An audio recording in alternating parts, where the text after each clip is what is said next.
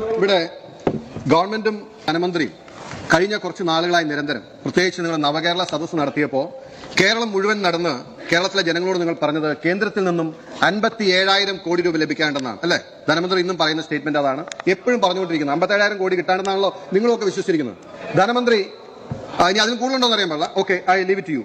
ധനമന്ത്രി 12/7/2023 കേന്ദ്ര ധനമന്ത്രിക്ക് അയച്ച കത്താണ്.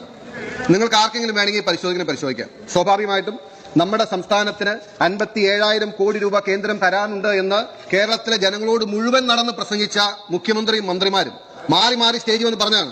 നിങ്ങൾ അറിയണം, ധനമന്ത്രി ചോദിച്ചത് എത്രയെന്നറിയോ? ധനമന്ത്രി കിട്ടാനെന്ന് ഞാൻ പറഞ്ഞുതരാം. അതായത് shortage of revenue deficit grant 8,400 crore രൂപയുടെ കണക്ക് പറഞ്ഞു. ലോസ് ഓഫ് GST കോമ്പൻസേഷൻ 12,000 കോടി രൂപയുടെ കണക്ക് പറഞ്ഞു.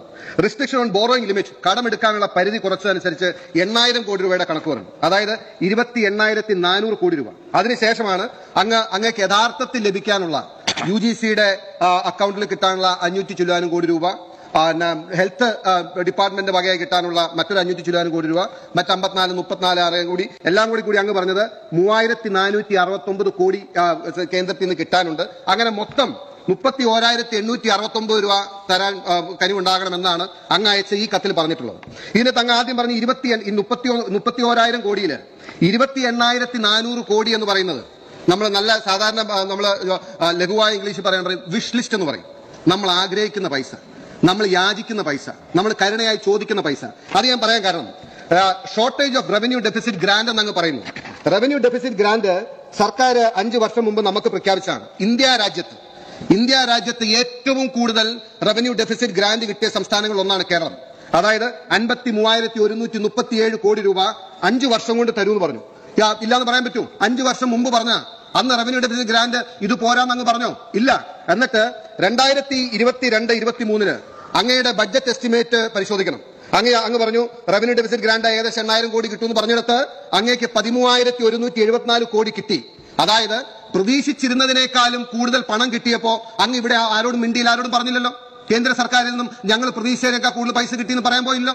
പക്ഷെ ഇപ്പോ കിട്ടാനുള്ള ഞാൻ അങ്ങോട്ട് തരാനുള്ള പൈസ 53,000 കോടി രൂപ, അതിന് തരാനുള്ള കഴിഞ്ഞ് ബാക്കിയുള്ള പൈസയാണ് ഇനി 4,749 കോടി തരാണ്ടെന്ന് പറയുമ്പോ എനിക്ക് കഴിഞ്ഞ തവണ തന്നതിനേക്കാളും 8,400 കുറഞ്ഞു പോയി. അത്രയും കൂടെ തരാൻ 53 കൂടുതൽ കിട്ടില്ലല്ലോ, അത് നമുക്കറിയാലോ. പിന്നെ ലോസ് ഓഫ് GST കോമ്പൻസേഷൻ 12,000 കോടി എന്ന് അങ്ങ് പറഞ്ഞു. 12,000 കോടി ഇത് 5 വർഷം മുമ്പ് GST കൗൺസിലിന് ഈ കോമ്പൻസേഷൻ അംഗീകരിച്ചത് ഇതേ സർക്കാരല്ലേ? ഇതേ മുഖ്യമന്ത്രിയും ആ ഫിനാൻസ് മിനിസ്റ്ററുടെ സ്ഥാനത്തിലെ ആൾ മാറ്റുള്ളൂ. തോമസ് ഐസക് അംഗീകരിച്ചല്ലേ 5 വർഷത്തെ GST കോമ്പൻസേഷൻ മതിയെന്ന്.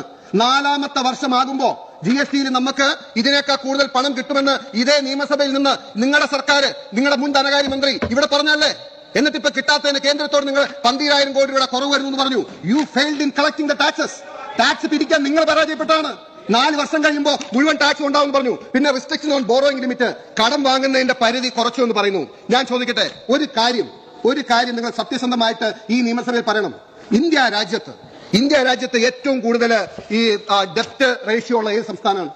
ഇന്ത്യ രാജ്യത്ത് GSDPക്ക് അഗനിസ്റ്റ് ഏറ്റവും കൂടുതൽ ഡെപ്റ്റ് റേഷ്യോ ഉള്ള ഏത് സംസ്ഥാനത്തിനാണ്? അങ്ങ് പറയണം. അത് പഞ്ചാബിനാണ്. പഞ്ചാബ് കഴിഞ്ഞാൽ 2ാം സ്ഥാനം കേരളത്തിനാണ്.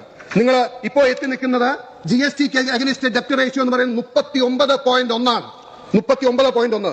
അതായത് ഞാൻ അഭിമാനത്തോട് പറയാൻ ആഗ്രഹിക്കുന്ന ഒരു കാര്യം, UDF സർക്കാർ ഇരുന്ന സമയത്ത് 2012 26 ആയിരുന്നു, 26.7 2017 27 ആയിരുന്നു, 28 ആയിരുന്നു. അങ്ങ് അധികാരത്തിൽ വരുന്നതിന് മുമ്പ് ഈ സർക്കാരിന്റെ ഡെപ്റ്റ് റേഷ്യോ എന്ന് പറയുന്നത് 30% താഴെയായിരുന്നു. അങ്ങ് 7 വർഷം ഭരിച്ചു കഴിയുമ്പോ ഇന്ന് ഇന്ത്യ രാജ്യത്തെ ഏറ്റവും വലിയ ഡെപ്റ്റ് റേഷ്യോ, ഏറ്റവും വലിയ കടബാധ്യതയുള്ള സംസ്ഥാനമായി വൺ ഓഫ് ദ സ്റ്റേറ്റായി കേരളം നിൽക്കുകയാണ്. 39.1. എന്നിട്ട് പറയാണ് ഇനിയും കടമെടുക്കാനുള്ള അനുമതി തരണമെന്ന്. ഇനി ബോറോയിങ് ലിമിറ്റിൽ എവിടെയാണ് സാർ കുറവ് വരുത്തിയത്?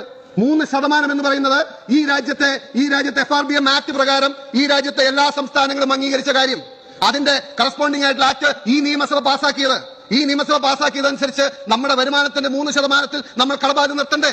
എന്നിട്ട് അത് റിലാക്സ് ചെയ്യുമെന്ന് പറയുന്നു. പിന്നെ ഓഫ് ബഡ്ജറ്റ് ബോറോയിങ് അങ്ങേക്ക് നടത്താമായിരുന്നു. എങ്ങനെയാണ് ഓഫ് ബഡ്ജറ്റ് ബോറോയിങ് നടത്തിയെങ്കിൽ നമ്മുടെ മേത്ത് തട്ടില്ലായിരുന്നു.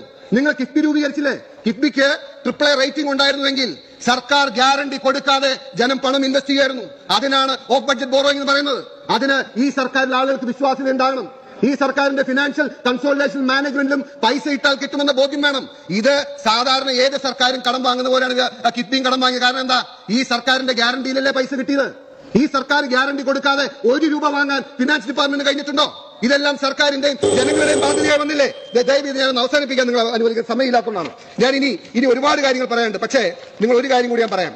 ഞാൻ അങ്ങയുടെ ഡെപ്റ്റിന്റെ റേഷ്യോ പറഞ്ഞല്ലോ. നമ്മുടെ ചുറ്റുമുള്ള സംസ്ഥാനങ്ങളുടെ റേഷ്യോ അങ്ങനെ അറിയുന്നത് നല്ലതാണ്. നമ്മളെക്കാളും താഴെ നിൽക്കുന്ന, നമ്മളെക്കാളും താഴെ നിന്ന് നമ്മൾ സ്വയം അഹങ്കരിച്ച് പറയുന്ന, അതായത് ആന്ധ്രാപ്രദേശിന്റെ 32.8 ആണ്, തമിഴ്നാടിന്റെ 27.7 ആണ്, കർണാടകയുടെ 27.5 ആണ്, തെലങ്കാനയുടെ 25.3 ആണ്. അവരവിടെ നിൽക്കുമ്പോഴാണ് സാർ നമ്മൾ 39.1 നിന്നിട്ട് ഇനിയും കടമെടുക്കാൻ ഞങ്ങൾക്ക് അനുമതി തരണമെന്ന് പറയുന്നത്.